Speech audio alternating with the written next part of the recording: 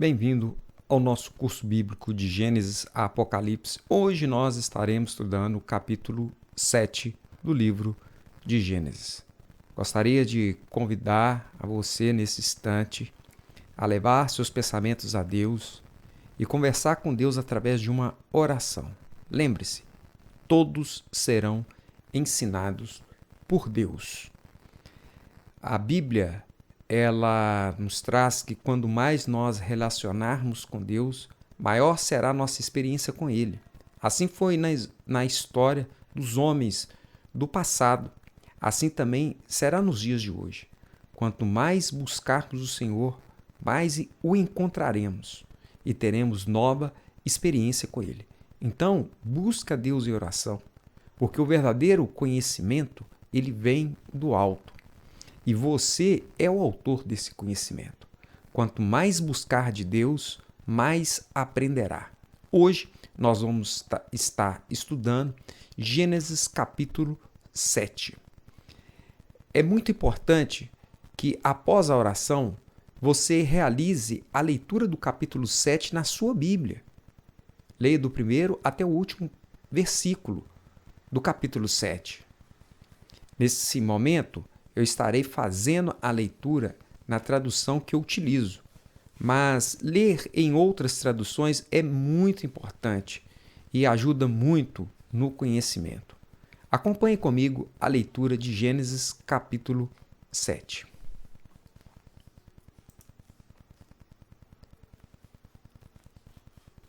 Gênesis capítulo 7. A palavra do Senhor, ela diz assim: o versículo 1 do livro de Gênesis, a partir do versículo 1, a Bíblia diz assim: Disse o Senhor a Noé: Entra na arca, tu e toda a tua casa, porque reconheço que tens sido justo diante de mim no meio desta geração. De todo animal limpo levarás contigo 7 pares, o macho a sua fêmea, mas dos animais imundos, um par, um macho e uma fêmea. Também das aves do céu, 7 pares, macho e fêmea, para se conservar a semente sobre a face da terra. Porque daqui 7 dias farei chover sobre a terra durante 40 dias e 40 noites, e da superfície da terra exterminarei todos os seres que fiz. A Bíblia fala que e tudo fez Noé segundo o Senhor lhe ordenara. Tinha Noé 600 anos de idade quando as águas do dilúvio inundaram a terra.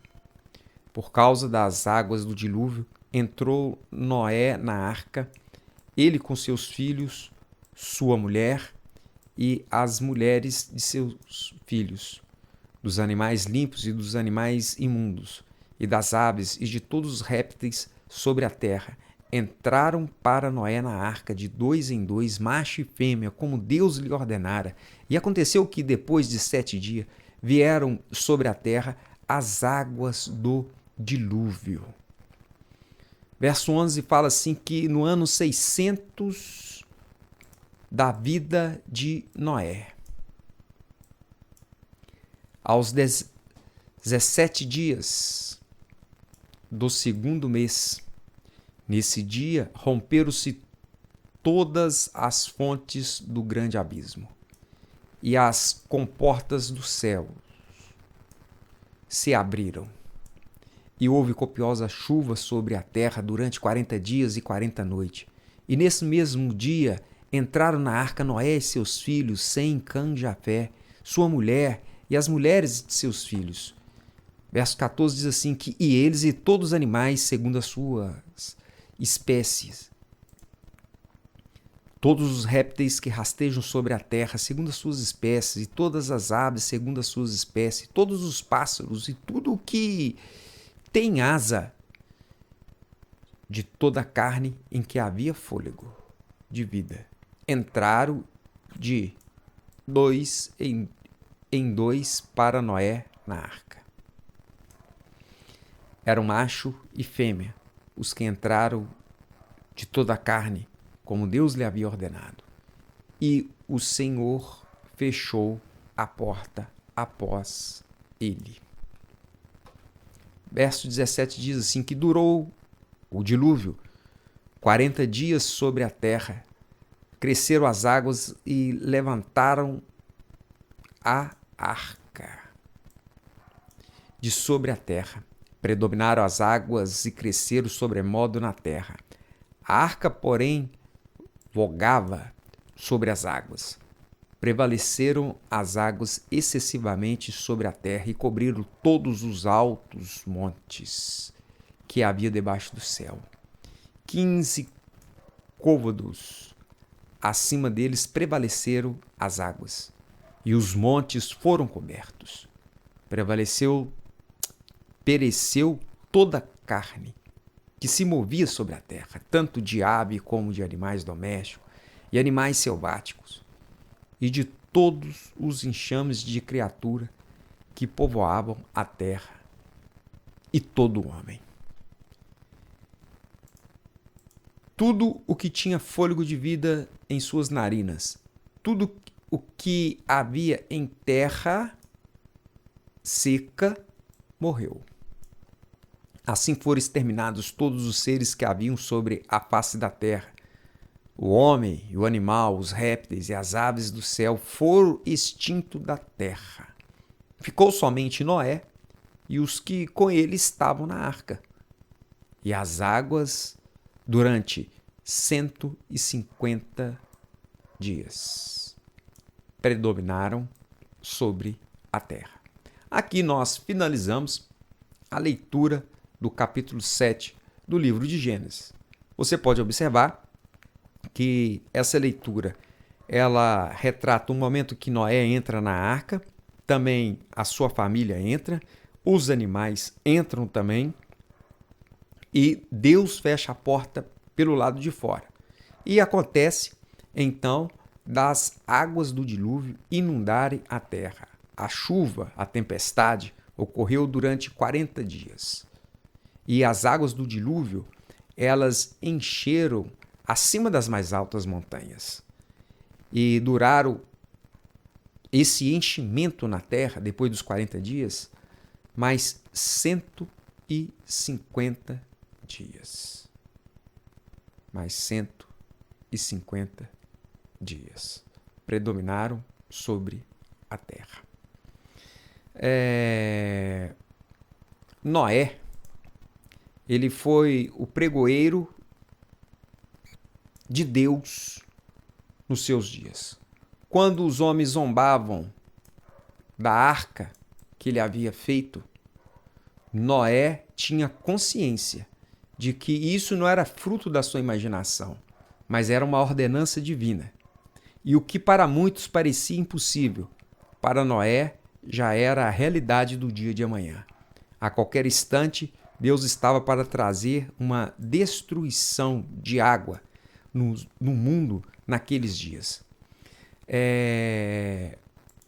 Nós podemos ver na vida de Noé que Noé, ele deu ao mundo o exemplo de crer precisamente o que Deus diz. Como que ele deu esse exemplo? Para que Noé pudesse construir essa embarcação, a qual ele anunciava e pregava aos homens naquela época sobre ela, ele teve que fazer isso aqui, ó, tudo quanto possuía empregou na arca. Noé empregou na arca. Teria você coragem de investir tudo que você possui nas palavras de Deus? Isso é uma demonstração de confiança muito grande. Sabe por que Noé ele investiu tudo que ele tinha na arca? Porque ele sabia que quando as águas do dilúvio caíssem, o dinheiro, a riqueza, já não teria nenhum valor mais. E que o único patrimônio que Noé iria preservar era a sua fé em Deus. Porque é através da fé que Deus salva.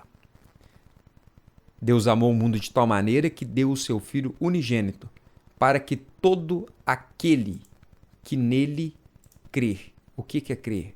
Crer é um ato de fé.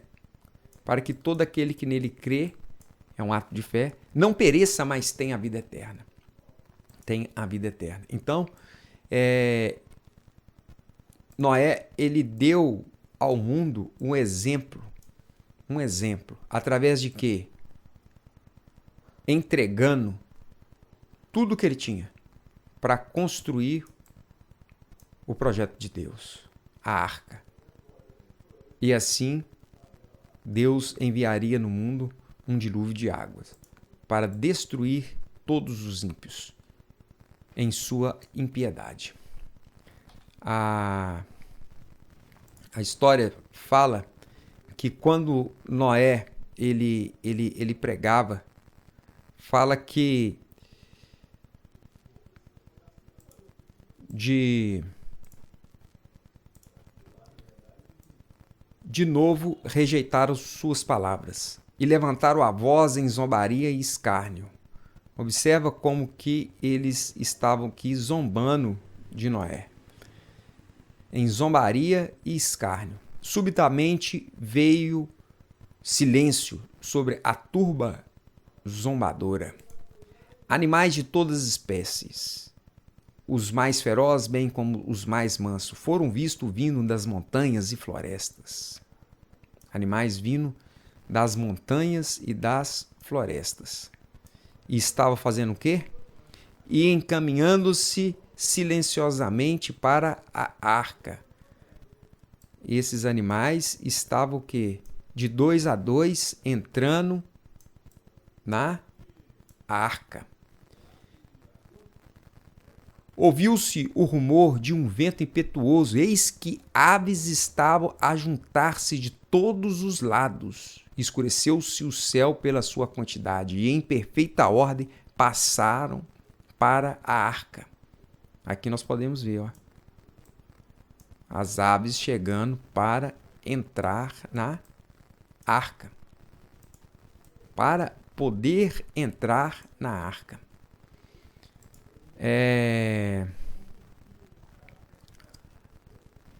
Ouviu-se então rumores de vento impetuoso, e eis que aves estavam a juntar-se de todos os lados. Escureceu-se o céu pela sua quantidade, e em perfeita ordem passaram para a arca. Os animais obedeciam ao mandado de Deus, enquanto os homens eram desobedientes. Já pensou nisso? Enquanto aqui os animais, eles estavam obedecendo o chamado de Deus, até as aves, os homens estavam escarnecendo e zombando. Zombaria e escárnio.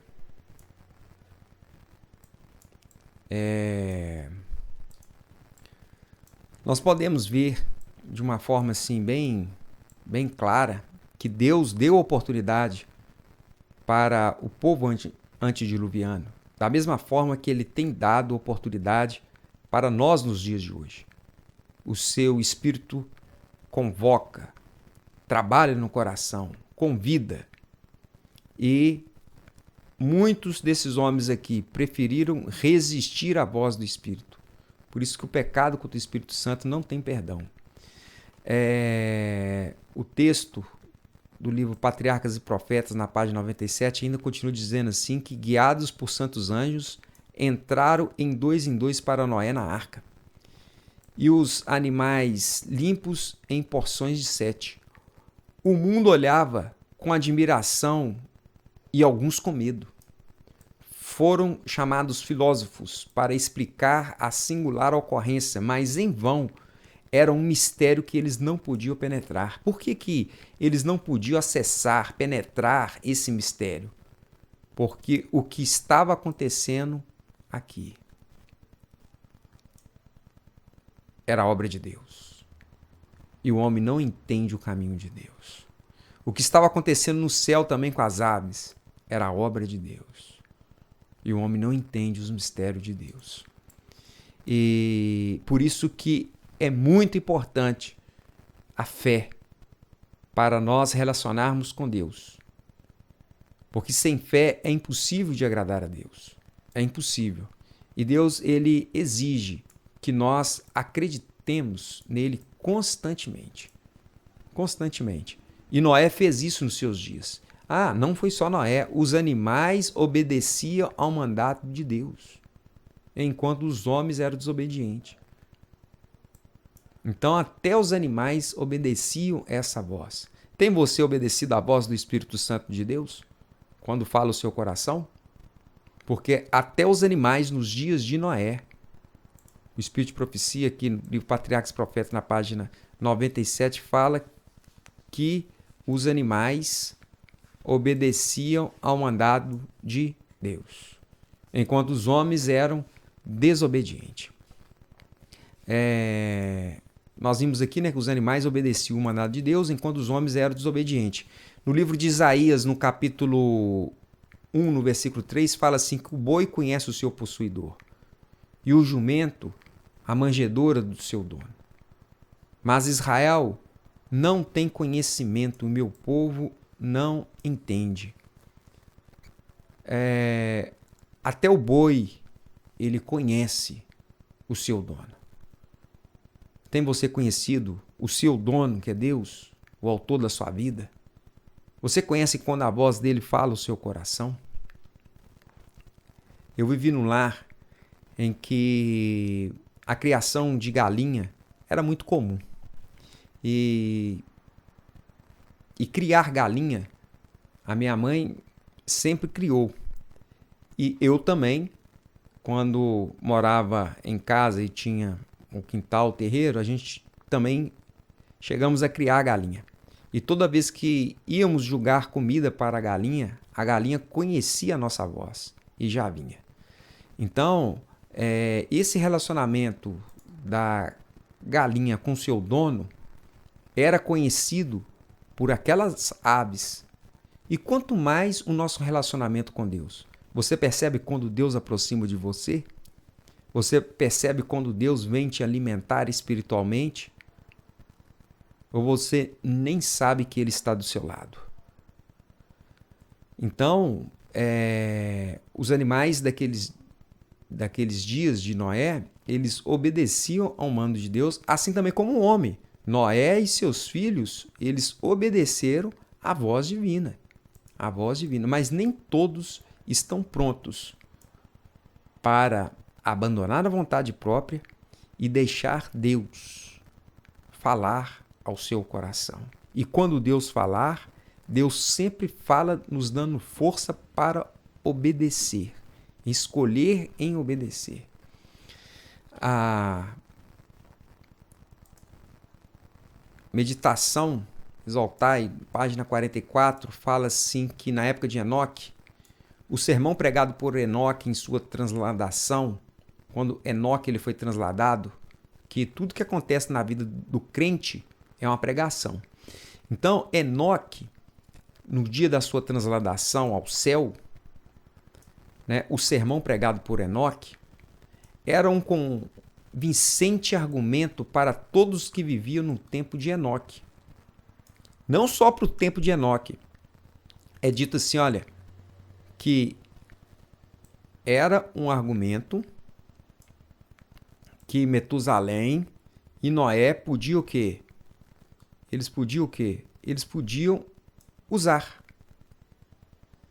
com poder para mostrar que os justos podiam ser transladados. Para mostrar que os justos podiam ser transladados. Nesse caso aqui, Noé apresentava para mais de 100 milhões de pessoas que haveria uma iminente destruição de água na terra. Por isso ele construiu essa arca. Se todos os habitantes da terra arrependessem, Deus não ia pedir para fazer várias arcas. Ele suspenderia a destruição com a água do planeta. Porque Deus é misericordioso. Ele fez isso com Nínive. o Senhor tem prazer não na destruição do ímpio, mas sim que o ímpio se converta dos seus maus caminhos e abandone as suas atividades de trevas.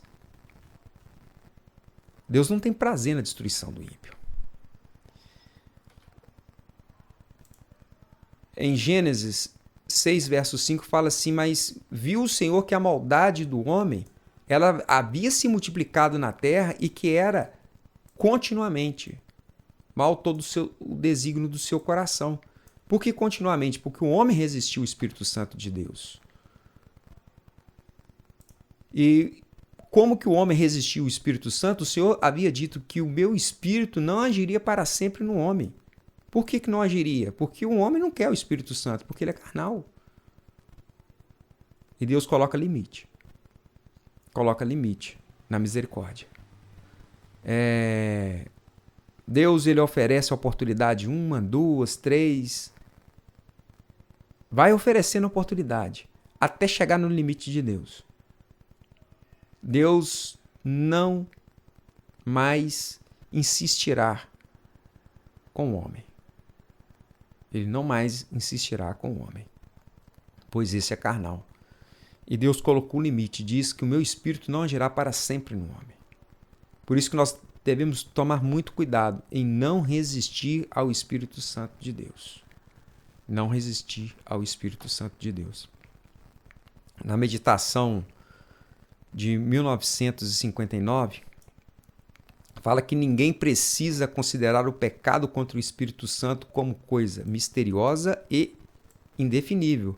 Ah, que eu não sei o que é o pecado contra o Espírito Santo. Não, não preciso considerar como coisa misteriosa e indefinível. O pecado contra o Espírito Santo é o pecado de recusa persistente em atender aos convites ao arrependimento. Quando o Espírito Santo ele vai convidando ao arrependimento, ele vai convidando, persistentemente o homem ele recusa ao convite do Espírito Santo. E quando o homem ele recusa, não lhe resta mais nada a não ser a destruição. A destruição. Então disse o Senhor a Noé: entra na arca tu e toda a sua casa, porque reconheço que tens sido justo diante de mim no meio dessa geração. A Bíblia diz assim, olha, crê no Senhor Jesus e será salvo tu e tua casa. Observa que esse texto tem muito a ver com isso, né? Entra na arca tu e toda a sua casa. Crê no Senhor Jesus e será salvo tu e a tua casa. Você sabia que a sua fé pode influenciar os seus familiares a ter experiência com Deus e ser salvo? Foi isso que aconteceu. A fé de Noé influenciou os seus filhos a acreditar na palavra do Pai e entrar juntamente com ele para a salvação que encontrava ali naqueles dias naquela arca.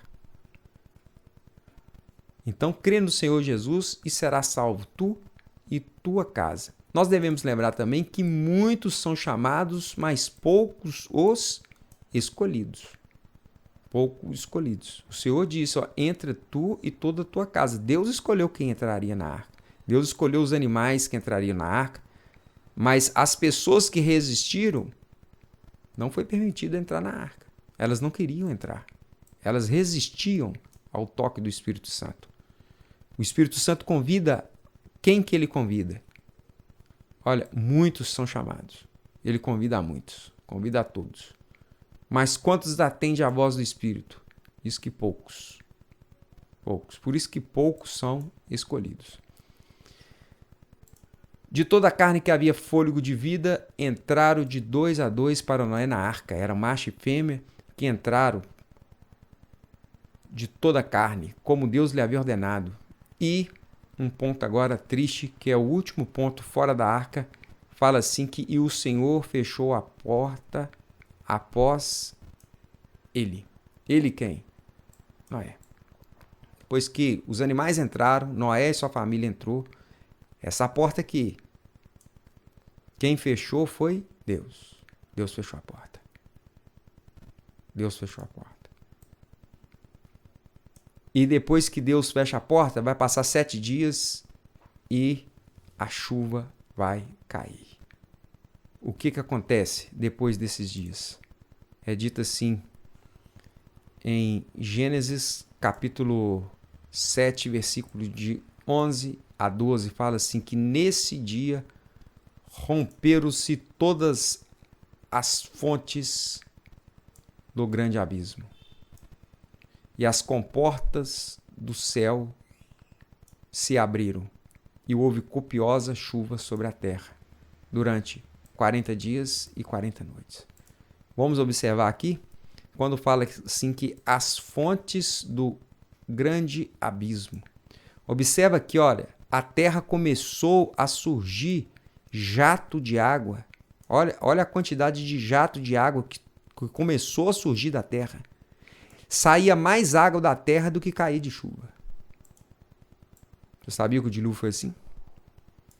A terra parecia que rachava e brotava jato de água da superfície da terra, muito mais do que chuva que caía do céu. Houve realmente trombas d'água, houve as comportas do céu foram abertas, houve muita água que caiu do céu, mas também muita água saiu da terra, chamada as fontes do grande abismo. Fez com que em várias partes do planeta jatos de magnitude volumétrica de grande escala fizesse com que a superfície da terra se alagasse rapidamente. E também chuva do céu, coisa que nunca tinha acontecido. Agora caía sobre a terra. A gente pode observar aqui a cara de espanto daquelas pessoas que estavam zombando de Noé. Desespero, espanto, porque eles perceberam naquele instante que eles nunca tiveram no controle. Eles perceberam naquele instante que eles tinham sido avisados. Eles entenderam naquele momento que a sua oportunidade havia se perdido para sempre. Noé havia advertido. Tiveram eles oportunidades, mas a incredulidade fez com que agora eles experimentassem a destruição profetizada. E nesse momento aqui de desespero, em perceber que grandes jatos de águas começam a surgir da terra e que copiosa chuva começa a encher a superfície da terra de água, coisa que nunca tinha acontecido, eles perceberam que os conhecimentos que eles tinham não valia de nada naquele momento. Por isso que Jesus diz assim que assim como foi nos dias de Noé, será na vinda do Filho do Homem. Muitas pessoas que têm certeza que é impossível de acontecer o que Jesus está falando, vivem a mesma situação que esses homens aqui antes estavam zombando de Noé, achando que era impossível de chover na terra. E choveu.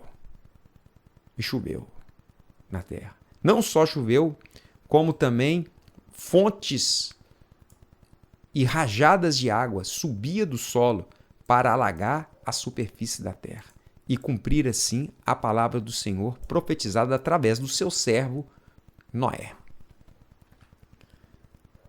Diante daquele desespero, a água começava a subir e fala assim que e o Senhor fechou a porta após ele. Olha, por que essa porta aqui ela foi fechada por Deus? Porque se alguns dos amigos que Noé tinha, que debochava dele, batesse na porta pedindo para Noé abrir, mesmo se Noé quisesse, ele não podia fazer mais nada. Porque a porta que Deus abre, ninguém fecha. E a porta que Deus fecha, lá em Apocalipse fala sobre a porta que Deus fecha, ninguém abrirá. Nem mesmo Noé. Nem mesmo Noé. O pavor e o medo dos homens, expresso na sua face. Eles agora recebem a recompensa da incredulidade. Nunca a salvação estivera tão perto deles. Aqui, ó, a salvação estava na arca. E eles debocharam da grande salvação oferecida. E nesse momento eles tentavam se agarrar à arca, pensando que pelos seus próprios esforços, olha como que essa pessoa que está segurando na sustentação da arca, acreditando que seus próprios esforços o poderiam livrar da destruição. A destruição estava na desobediência e a salvação na obediência à voz do Senhor, à palavra de Deus. No livro Patriarcas e Profetas, na página 72, diz assim que alguns em desespero esforçavam-se por penetrar na arca. Eles tentavam entrar na arca através da força da violência. Porém, a firme estrutura resistiu aos seus esforços. Resistiu aos seus esforços. Quando eles perceberam que eles não conseguiam, alguns apegaram-se à arca até que foram arrebatados pelas águas revoltas. Ou foi o seu apego interrompido pela a colisão com as rochas e árvores. Então, muitos que estavam tentando se apegar, a se amarrarem na estrutura da arca, foram destruídos pelas colisões com rocha, com árvore, com a rocha, com as árvores, e também pela falta de força não conseguiram segurar, porque a salvação é uma forma de demonstrar que a salvação não ocorre pelos nossos próprios esforços.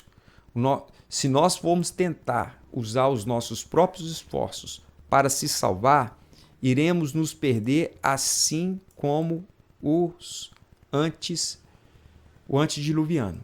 Não existe salvação pela força humana. Existe salvação não pelo que eu faço, mas sim pelo que ele faz em mim. A justificação pela fé. A presença de Deus santifica a minha vida. Você é um templo, uma casa, para que Deus faça morada na sua vida. E quando Deus chega, tudo torna santo. E é a presença dele que te santifica. E é ele que opera na sua vida, na minha vida, o querer e o efetuar conforme a sua boa vontade. Isso é santificação. Não é os nossos próprios esforços ou tentativa de obedecer, mas é a implantação da natureza dele em nós, a ponto de nós sentirmos o que ele sente e fazermos aquilo que ele faz. E aqui nós podemos ver que o desespero era aqui um material, né, que os homens estavam vivenciando ali naquele instante. O texto ainda fala mais que frequentemente homens e animais lutavam entre si por um lugar até que uns e outros eram varridos pelas águas. Aqui nós estamos vendo aqui no alto, no topo do monte, homens, mulher com criança, répteis, grandes animais, tudo tentando sobreviver. Tudo tentando sobreviver. Mas a água só ia subindo. A água só ia subindo. E quando as ondas vinham forte, levava a todos, até não sobrar mais ninguém. A Bíblia fala que da mais alta montanha iria chegar 7,5 metros. Iria chegar aqui, 7,5 metros o nível da água. colocar aqui como se fosse o nível da água. O nível da água estaria aqui, ó, 7,5 metros da mais alta montanha. Então, irmãos, ninguém iria sobreviver pelos seus próprios esforços. E os animais estavam desesperados. Todos lutavam por um espaço, tentando a sobrevivência. Mas em vão. Porque a única forma de sobreviver é obedecendo a Deus. É dito também que os animais expostos à tempestade lançavam-se sobre o homem como que espera dele auxílio. Alguns dentre o povo amarravam seus filhos e a si mesmo em cima de animais poderosos, sabendo que esses tinham grande apego à vida e subiriam aos pontos mais altos para escaparem das águas que se elevavam. As águas que se elevavam, eles pensavam o seguinte: olha, eu vou amarrar os meus filhos, as pessoas que eu amo, nesses animais grandes e fortes, porque eu sei que esses animais usarão toda a energia para chegar em pontos que serão salvos. Mas em vão foi essa tentativa.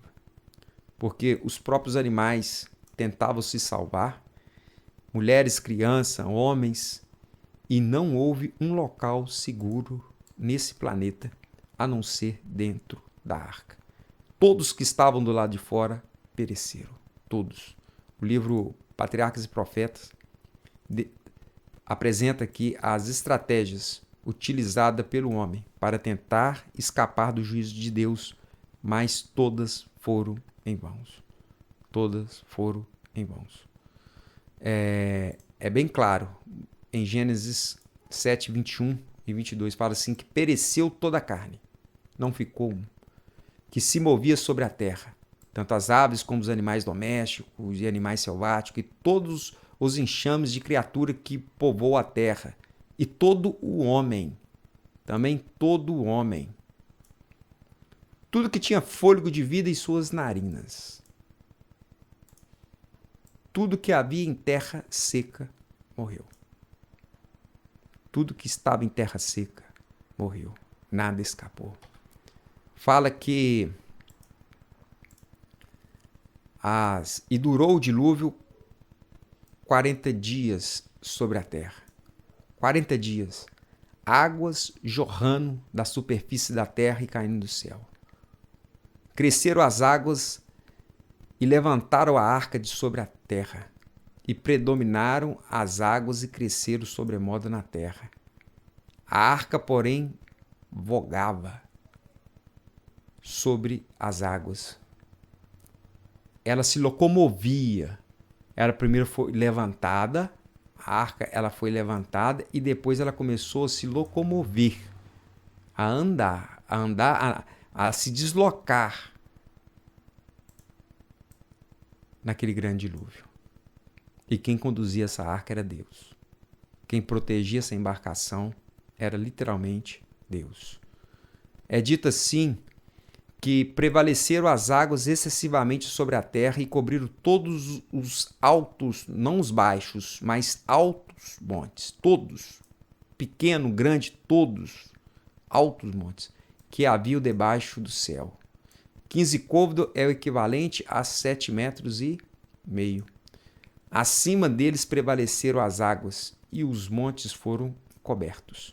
E as águas, durante 150 dias, elas predominaram sobre a terra.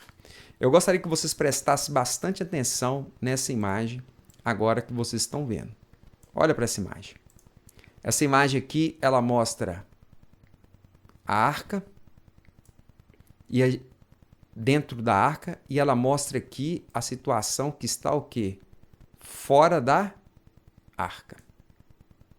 Ok? Guarda essa imagem na mente de vocês. Tudo o que está dentro da arca foi salvo. Tudo o que está fora da arca foi destruído. Tudo que está dentro da arca sabia viver em limite.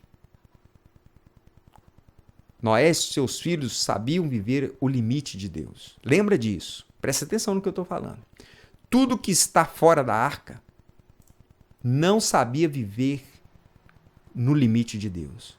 E fora da arca, o dilúvio quer dizer a expressão exata dos pensamentos sem limite do homem. Dentro da arca representava a expressão exata dos pensamentos do homem que sabia viver o limite de Deus, Noé e seus filhos. Quando a gente olha aqui para essa imagem, mais uma analogia nessa imagem, o que a gente pode aqui observar? A água eliminou da terra a porção seca. Vocês lembram lá da criação? Olha que analogia interessante da criação. Acompanhe aqui comigo. Lá no dia da criação, olha, na criação, Deus havia dito assim, olha, e disse Deus, ajunte-se as águas debaixo dos céus, num só lugar, e, olha o que Deus fala, apareça a porção seca. Lá na criação, estava desse jeito aqui, ó, que a gente pode ver. Estava desse jeito aqui, ó, porém sem a arca, né? Só havia água. Mas Deus olhou para a água e falou assim, apareça a porção seca. Isso foi na criação. O que Deus estava fazendo? Estava pondo ordem, estava pondo limite. E aí apareceu a porção seca, lá na criação. Agora, o que Deus faz aqui no dilúvio? Desapareça a porção seca. Aqui, desapareceu a porção seca. O dilúvio nada mais é do que nós chamamos de descriação. Mas, irmão Simon, não existe essa palavra. Realmente não existe. Mas Deus, ele é capaz de fazer o processo da descriação. Da descriação. Deus é capaz de fazer mesmo aquilo que não existe. E foi literalmente isso que Deus fez. Ele havia na criação feito aparecer a porção seca e agora ele vai descriar o que ele fez. Desapareça a porção seca. E a água veio e cobriu toda a superfície da terra, fazendo a porção seca desaparecer. As fontes do grande abismo, torrentes de água começam a jorrar no solo e a chuva cai do céu com 40 dias, alaga tudo. A descriação é uma obra o quê? Estranha. Por que é chamado de obra estranha para Deus? Porque Deus, ele é... O que Deus é? Deus é criador. Deus é criador. Por isso que ele fez parte da criação. O projeto de Deus está na criação. Ele é manifesto na criação. Deus é criador. Essa obra aqui é estranha para Deus. Mas, infelizmente, Deus, ele teve que destruir o mundo, descriando agora os limites que ele havia colocado para a água. No ano 600 da vida de Noé, aos 17 dias do segundo mês, nesse dia, romperam-se todas as fontes do grande abismo e as comportas do céu se abriram. E por que existiu o dia da descriação? Palavra estranha, né? É uma obra estranha de Deus. Por que teve que existir esse dia? Sabe por quê? Olha o que o Espírito de Profecia diz. Fala assim no livro Patriarcas e Profetas. O mundo antediluviano raciocinava que durante séculos as leis da natureza tinham estado fixas. As leis da natureza tinham estado fixas.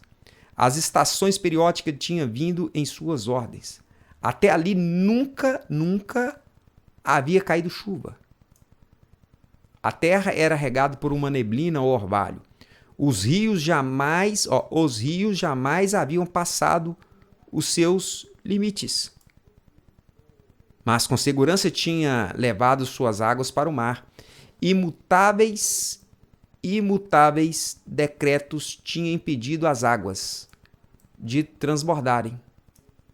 Mas tais raciocinadores não reconheceram a mão daquele que conteve as águas, dizendo: até aqui virá e não mais adiante. E não mais adiante. Está no livro de Jó 38:11. Eles esqueceram que é Deus que punha limite em tudo. Eles esqueceram. E eles acreditavam que quando Deus colocava o limite, nem o próprio Deus podia mudar mais aquele limite. Uma coisa que Deus criou, jamais ele podia voltar atrás, descriar.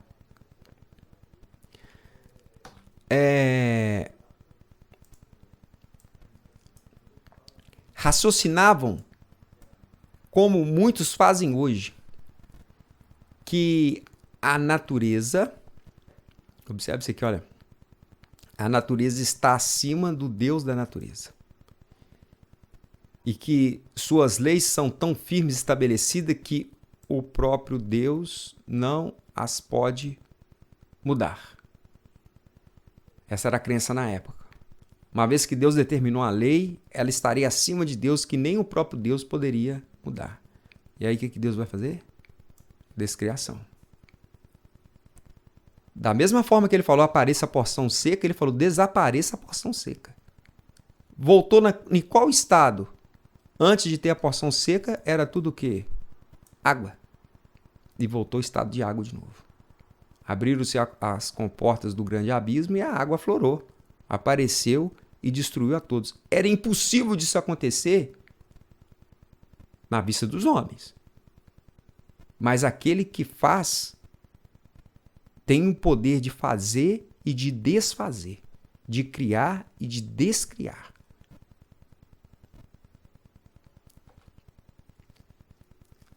Esse comentário que eu vou apresentar aqui agora, ele não está na Bíblia nem no Espírito de Profecia. É um comentário para que a gente possa refletir sobre esse ato que ocorreu do dilúvio. Então, observando essa imagem aqui embaixo, novamente, olha, lembra o seguinte: tudo que é limite foi colocado na arca. Tudo que é sem limite está do lado de fora da arca. O dilúvio é a expressão exata de uma vida sem limite. É a destruição. A arca é a expressão exata daqueles que vivem no limite de Deus. A criação foi feita para a vida, enquanto a descriação traz a morte. Descriação é a obra estranha de Deus. Ter que retirar os limites que ele mesmo pré-estabeleceu e retrocedendo a criação ao terceiro dia, aonde que não havia porção seca. Isso literalmente é o retrocesso da criação, porque Deus vai descriar os limites que ele havia pré-estabelecido e as águas vão inundar a terra. O que a Bíblia chama de obra estranha de Deus, esse processo que nós estamos falando aqui, que traz a morte, a descriação. Por que trouxe a morte? Porque o primeiro que ele fez foi para trazer a vida. Quando ele colocou o limite lá na criação. Toda criação traz vida. Toda descriação vai trazer morte e destruição. E o que a Bíblia chama de obra estranha de Deus? Criar é estabelecer limites. Quando fala que Deus é criador, para criar é necessário ter limite. A Bíblia diz assim que o salmista diz assim que toda perfeição tem o seu limite. Toda perfeição tem o seu limite. Se passar do limite de Deus, se torna imperfeito. Se colocar mais, fica imperfeito. E se tirar também, fica imperfeito. Descriar é remover esses limites. É tornar imperfeito. E essa foi a situação do planeta. Estava imperfeito para a vida. Não tinha condição de ninguém viver aqui. Tudo o que tinha fôlego de vida nas narinas pereceram. Foi exatamente isso que aconteceu com as águas do dilúvio, quando as barreiras da criação se desfizeram. Por que elas se desfizeram? Porque os homens na época acreditavam que era impossível, até mesmo do próprio Deus, desfazer aquilo que ele fez. Então, foi preciso Deus mostrar e dar o testemunho ao mundo que nada é estável. Tudo está sob o controle e autoridade dele. Até mesmo as coisas que ele fez e predeterminou.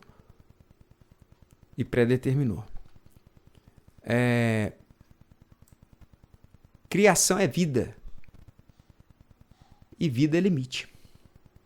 Deus organiza o caos estabelecendo fronteiras como separar a água da terra. Isso aconteceu lá na criação, né? Tudo era caos. E Deus foi colocando limite. Haja luz, haja separação de águas e águas, apareça a porção seca, que dela surja árvores frutíferas conforme suas espécies. E assim foi acontecendo. Descriação é morte. Por que a descriação? É a retirada de limite. O que é que Deus fez aqui no dilúvio? Nada mais do que retirou o limite e os homens que estavam do lado de fora morreram. E o que a arca é no meio dessa desordem? Vocês concordam que a arca aqui é um limite?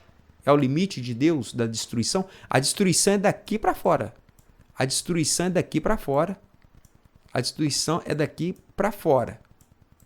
Mas aqui é o limite de Deus do poder destrutivo. O que quer dizer, Deus estava fazendo aqui diferença daqueles que servem e daqueles que não servem a Deus.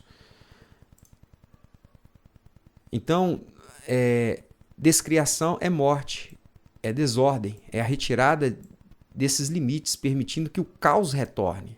Retornou ao caos retornando aqui, ó, no dilúvio. É chamado de obra estranha de Deus, porque Deus é vida, né? Quando ele julga em vez de salvar. O exemplo do dilúvio foi o momento histórico onde a retirada dos limites divinos resultou em destruição pelas águas. Então isso aqui serve para a gente refletir todas as vezes que vocês estudarem. Preste atenção nisso. A história do dilúvio, eu quero que vocês tenham em mente o seguinte, olha, quem está na arca está vivendo o limite de Deus. Quem vai participar das águas destruidoras do dilúvio são aqueles que vivem sem limite. Conforme é o lado de dentro, assim será o lado de fora. Isso não aconteceu, não foi só no dilúvio. Olha essa analogia. Adão vivia os pensamentos de Deus na criação e foi colocado no Éden. A materialização dos pensamentos de Deus na terra. Éden é a materialização dos pensamentos de Deus na terra. Os pensamentos de Deus são um paraíso. E por isso o Éden era um paraíso. Era chamado de jardim de Deus, um paraíso de Deus. Por quê? Os pensamentos de Deus são um paraíso. Adão, quando ele andava no jardim do Éden, ele andava dentro dos pensamentos divinos. Quando o homem pecou, já não tinha mais os pensamentos de Deus e foi expulso do paraíso, lógico. Porque o lado de dentro tem que ser igual ao lado de fora. Nos dias de Noé, os homens viviam sem limites. Eles não viviam dentro do limite de Deus, eles viviam sem limites. Então, eram violentos e submissos, desobedientes, eram grandes pecadores. E conforme é o lado de dentro, assim será o lado de fora. Esses homens viviam em um mundo organizado por Deus. Esse mundo aqui estava organizado por Deus, mas eles viviam sem limite. Aí sabe o que Deus fez? Agora, as águas do dilúvio representavam exatamente a vida sem limite que eles levavam. Essa água destruidora aqui representa exatamente aquilo que os homens daquela época pensavam continuamente. Lembram que Deus falava que os seus pensamentos eram continuamente mal? Isso aqui é continuamente mal. Essa destruição aqui, ela foi continuamente mal durante 150 dias. 40 dias caindo água e mais 150 dias. A falta de limite trouxe total destruição para suas vidas. Agora, olha a diferença. Porém, Noé e sua família tinham limites divinos e foram salvos dentro da arca. Então, só para a gente recordar, aqui dentro é o limite. Como que Noé ele vivia o limite, o lado de dentro é igual ao lado de fora, Noé não podia ficar aqui no meio dessas águas destruidoras, porque o interno de Noé era salvação, obediência à vontade de Deus. Por isso, por que eu estou falando isso com vocês? É porque o que vai determinar a salvação na sua vida não é aonde você está. O que vai determinar a salvação na sua vida é quem está em você. Quais são os pensamentos que estão na sua mente? São os pensamentos de Cristo? Porque estando Cristo dentro de nós, pensaremos nós nas coisas do alto. Sem a presença de Cristo, eu posso estar em qualquer lugar. Mas meus pensamentos sempre estarão aqui nas coisas do mundo. Porque o que me muda não é um lugar que me muda. Não é sair de um lugar e ir para outro. Não. O que me muda é a presença dele dentro de mim. Assim como esteve dentro de Noé, esteve dentro de Enoque, esteve dentro dos grandes homens da Bíblia. Isso transforma o homem. É isso que põe limite no ser humano. E não permite ele experimentar as águas destruidoras do dilúvio. Assim como é por dentro, será por fora. Quer ver um outro exemplo? Satanás rejeitou os limites de Deus para viver uma rebeldia sem fronteiras. E seu destino final é a prisão do abismo. Isso está escrito lá no livro de Apocalipse. Fala assim que esse abismo é o reflexo do caos e da desordem anteriores à criação. Lembra lá que a terra era sem forma e vazia e havia trevas sobre a face do abismo? Sem forma e vazia é uma vida sem limite. É a vida que Satanás vive. É a vida que todas as pessoas que desligadas de Deus seguem pelo caminho também do príncipe das trevas. É uma vida sem limite. A terra era sem forma e vazia. Reflexo de uma vida sem limite. E havia trevas, escuridão sobre a face do abismo. Do abismo.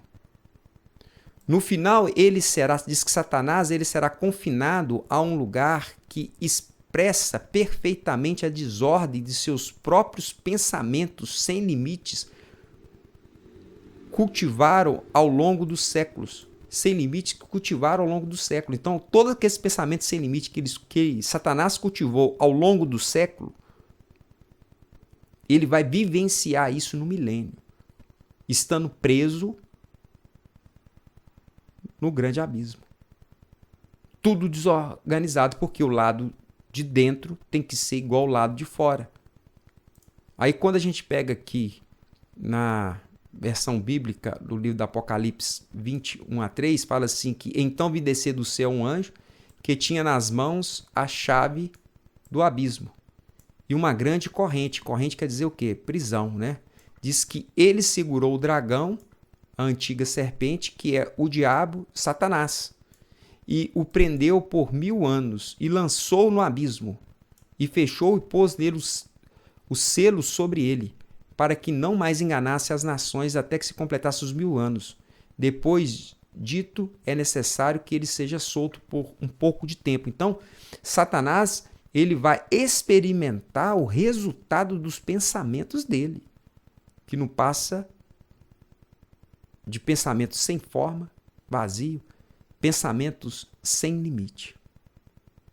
Né? Assim como os antediluvianos passaram por essa experiência, Satanás também passará. Só que tem que ao invés de água ele vai passar pelo fogo, né? Que será a destruição eterna. Jesus, ele nos ensinou, ele veio aqui nos ensinar ter uma vida, ele nos ensinou sobre limite. Quando ele declara que não veio fazer a sua própria vontade. Jesus por várias vezes falou, eu não vim fazer minha própria vontade, mas a vontade daquele que me enviou. Estar dentro da arca significa viver sobre o limite e a proteção de Deus. Estar fora dela é rejeitar esse limite. O que é inevitável e conduz à destruição. Não tem jeito. O limite divino não é uma prisão. Isso aqui não era uma prisão. A arca não era uma prisão. Isso aqui é salvação. Prisão eterna é essa aqui, ó, a destruição eterna. Mas sim vida, bênção e salvação. Então o limite divino não é uma prisão, mas sim vida, bênção e salvação. Fora da arca só existe a perdição, pois a arca é o próprio Cristo. E fora dele não há salvação. Viver o limite de Deus é encontrar a verdadeira segurança e a vida eterna. É estar na arca. E não participar da grande destruição, o dilúvio de Deus. O exemplo de Cristo, né? Jesus nos ensina sobre limites ao abrir mão de sua própria vontade. O significado da arca é estar dentro da arca, é viver sob o limite de Deus. Você quer entrar na arca de Deus hoje? Viva os limites de Deus em Cristo. Cristo é a arca. Olha, lembra, a arca possui dimensões, tamanho, limites. Esse é o limite de Deus para tirar você do grande dilúvio que está para cair hoje nesse mundo. Estar fora dos limites divinos seria escolher a destruição. A verdade sobre o limite divino. O limite de Deus não é uma prisão, mas sim uma bênção que gera vida e salvação. A identidade da arca. A arca é Cristo e fora dele só há perdição, mas em Cristo encontramos segurança e salvação. Assim como Noé e sua família encontraram na arca. Assim também em Cristo hoje nós encontramos salvação. Aceitando as palavras de Jesus Cristo na Bíblia Sagrada, através do Espírito Santo de Deus, como verdade. Precisamos aceitar como verdade tudo aquilo que Cristo disse. Assim estaremos seguros na arca de Deus.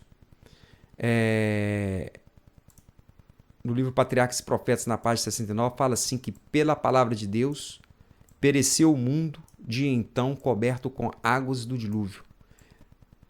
Presta atenção nisso. Essa mensagem é agora para os nossos dias, hein?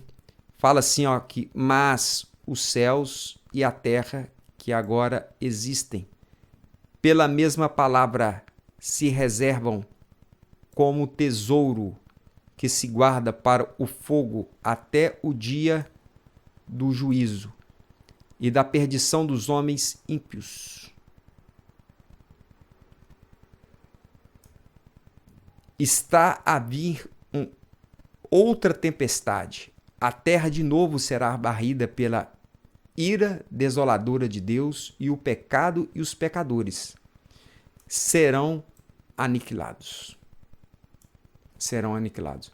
Olha, muitos não acreditam. Opa, pela mesma palavra, olha, presta atenção. Está reservado como tesouro o céu e a terra, que agora existe, para a destruição. Muitos acham que não é possível disso acontecer. Assim como foi nos dias de Noé, muitos achavam que era impossível de chover. Assim será também na vinda do Filho do Homem. Patriarcas e Profetas, na página 65, fala assim que assim será nos dias em que o Filho do Homem se há de manifestar. O dia do Senhor virá como um ladrão de noite, no qual os céus... Olha o que a Bíblia vai dizer aqui. Fala assim, aqui, ó. os céus passarão com grande estrondo, e os elementos ardentes se desfarão, e a terra e as obras nelas se queimarão.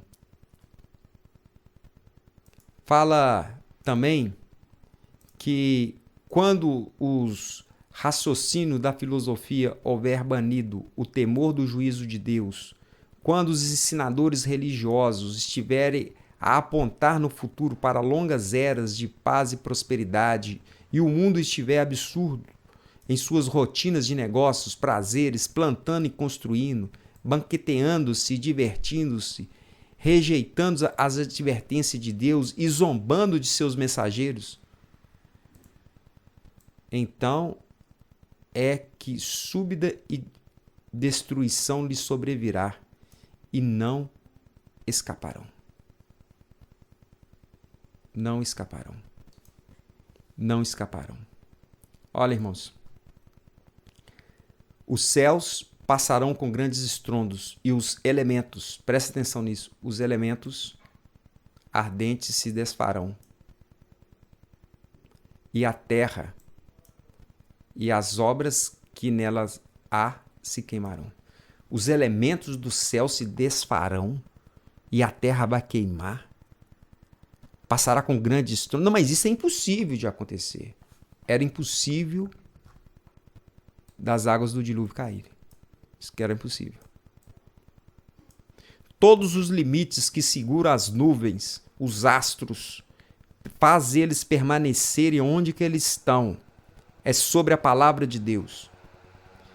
E se Deus descriar esses limites da mesma forma que ele realizou no dia do dilúvio, descriando os limites das águas, onde que as fontes jorraram da terra e a água caiu do céu, com 40 dias, 7,5 metros, a água estava acima da mais alta montanha. Elementos se desfarão e ardendo quer dizer o quê? Aquecido, eles se desfarão. O texto é bem claro. Ele fala assim, ardendo se desfarão. A terra e tudo que nela há se queimarão. Ora, elementos. O céu vai passar com grande estrondo, e os seus elementos, os elementos celestiais, se desfarão em fogo aqui na terra. Nós devemos fazer essa oração constantemente a Deus. Senhor, me coloca nos seus limites. E o limite de Deus para nós é a arca que nos salvará dessa destruição. E essa arca tem um nome. Ela chama Jesus Cristo. Enquanto ainda a porta da graça está aberta, o Espírito Santo toca o coração de todos os habitantes dessa terra, para que, enquanto a porta está aberta, possamos entrar em Cristo antes da porta se fechar. Convide os seus amigos, parentes, as pessoas que você ama, que você gosta, que você conhece, as pessoas também que você não conhece, convide a todos a experimentarem a Jesus, a ter uma experiência com Ele, a entrar por essa porta, para que eles não sofram a destruição eterna dos últimos dias. Por isso é muito bom estudarmos as Escrituras, estarmos informados sobre as coisas que em breve irão acontecer. Deus abençoe você, sua família, e tenha bons estudos.